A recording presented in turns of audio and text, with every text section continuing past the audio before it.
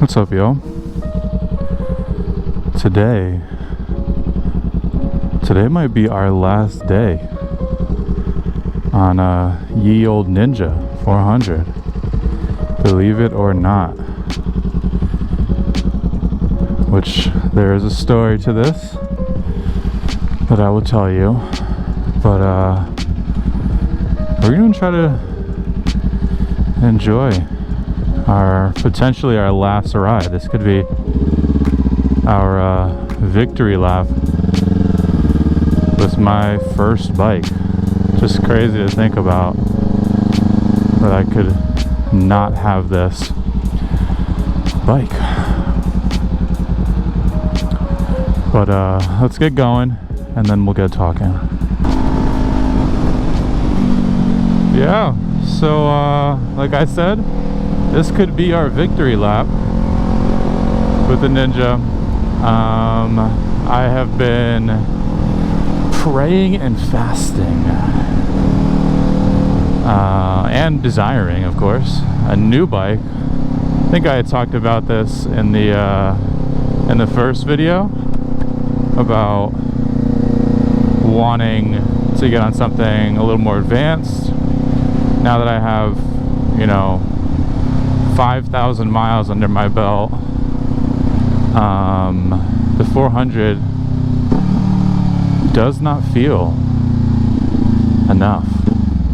So yeah, I've been looking for a new bike, and today is Thursday. On Monday I went to go see a CBR 1000 double R 2006. It's the SC57 gen. Much older bike, but also a much bigger bike. I rode it, talked to the guy.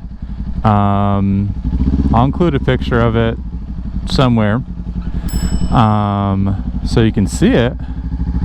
But the dude put a new chain on it. He put some new tires. The tires still had paint on them. He said there was maybe 5 miles on the tires. And he had done the fork seals and front and rear brakes, and so it was fairly clean, in good condition, and a lot of the maintenance that I would have had to do myself on an older bike was already done. So it's happening. I'm going to pick up the bike tomorrow, which is crazy because also tomorrow I'm showing my Ninja to someone. I am going to be, thank you, miss. I'm going to be having someone come and take a look at the bike and take a gander, see if they like it, and potentially buy it. So that's going to be happening tomorrow. So literally in the same day, I could be saying goodbye to, I don't know if I've ever told you guys the name of this bike. I named this bike Raven because of my childhood crush, Raven from Teen Titans. I had to be there. Yeah. So I could be saying goodbye to Raven and hello to a new bike. I've already thought of a name. I'm not going to tell it to you quite yet because I haven't fully decided.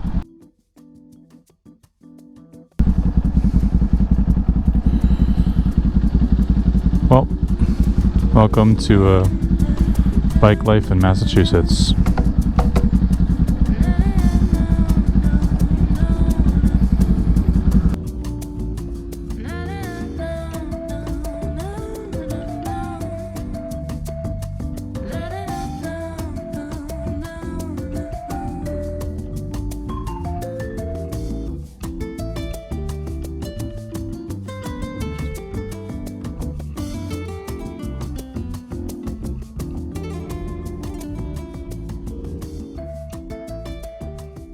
Well, as we are going, I thought it would be wise to reflect on the difference between my two purchasing experiences, if you would, between this bike and the bike that I'm buying tomorrow. And just pass some wisdom on, I guess, if you're looking to buy a bike or you're just doing some research. Number one, don't go to a dealership. Do not. Whatever you do not go to a dealership. That was what I did to get this bike. It was, like I said, it was brand new.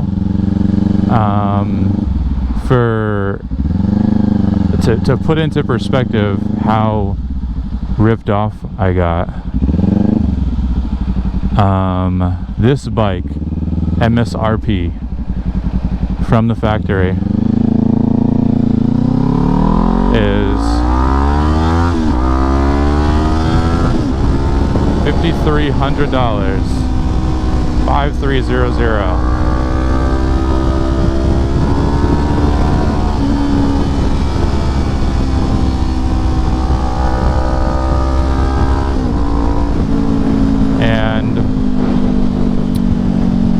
I thought I'd be paying somewhat close to that. I put $1,200 down on this bike, and still, after fees and everything, I had to finance about $7,000 to get this motorcycle. It's been just over a year since I've had the motorcycle, so I've been making payments on it every month, and I'm still not even down to MSRP, which means I have to sell this bike at or around MSRP and put some of my own money down to get the title for the person that I'm selling this bike to, because the bank has a lien on the bike, because that's what happens when you do it through a dealership. So I don't have the title for this bike because of that. I'm stuck paying what I'm paying, which is not horrible. I pay like $140 a month, but on top of that, because I don't have the title, I am required by law to have premium insurance. So as someone who has used insurance and had to, because the bike was hit last year, I'm definitely grateful for that up front. But insurance is a lot of money. Even on a 400, to put things into perspective, I was 23 when I bought the bike. I'm 24 now. When I first got the bike, my insurance was, I want to say it was like more than my bike payment, like $150 a month, which is a lot. It went down after the year, and it's down to like $106 a month. But if you have the title, you can get the minimum amount of coverage on a bike, which for this bike would probably be like $15. Like, it'd be like nothing. So with this new bike, I'm buying it cash, and because I'll have the title, I will be able to I won't have to put up all that money for insurance right out front. So even though it's a $1,000, I'll probably pay much less than I'm paying on this in insurance, which is amazing. But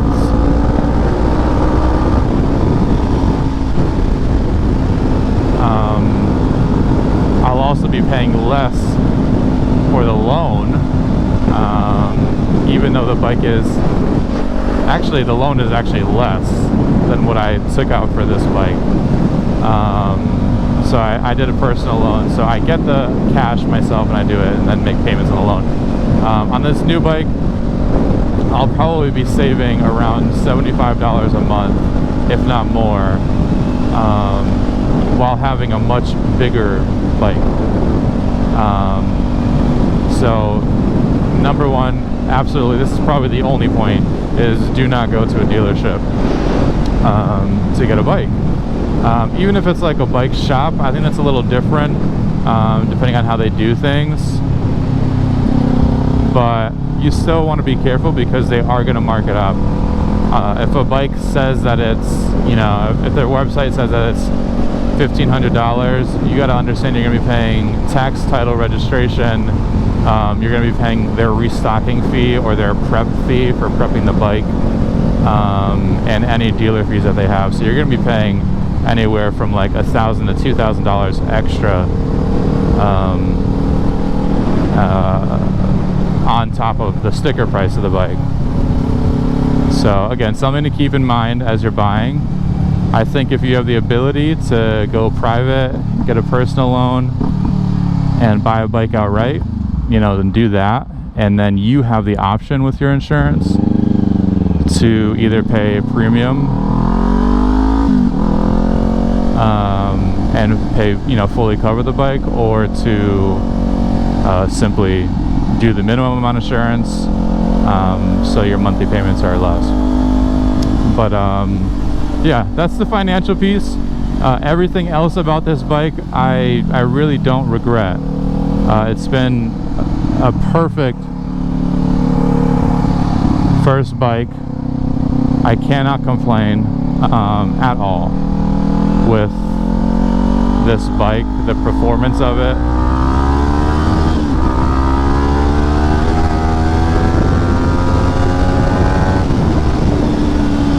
Or anything. It's fun, and to this day I still have a lot of fun riding it and getting into corners and doing all the fun stuff. It's a lot of fun to ride, and I don't feel guilty selling this bike to someone because I know that it's a good bike. But it's been a good run. You know, I think most people don't stay on a 400 as long as I have, which is really special for me because I've gotten to basically be exposed to the world of motorcycles and what it means to be on a bike through the eyes of a bike that is not a super sport, not a cruiser, not a naked, but not a dedicated sport bike. It's been like a jack of all trades, but master of none, you know, that type of thing. Oh, that's cool. Yeah, so you know, I've been really grateful for having this bike, and the sounds it makes and all that are a lot of fun. But I'm definitely sad to see it go. Very excited for the CBR and what comes along with having a bigger bike. Super excited to show you all the bike and show you a little bit more about that process now that I will have a liter bike. It's a big jump going from a 400 V-twin motorcycle to a 1000cc four-banger. It's quite the jump there, buddy. Let's give you guys one last look at dear old Raven. She's a little dirty right now. I'll probably take her to a bay.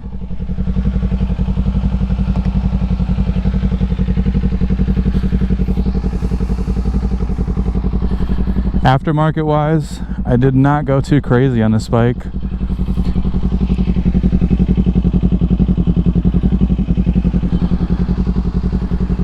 I put on that pipe, I put on the mirrors and the quad lock and the frame sliders. That is the entirety of it.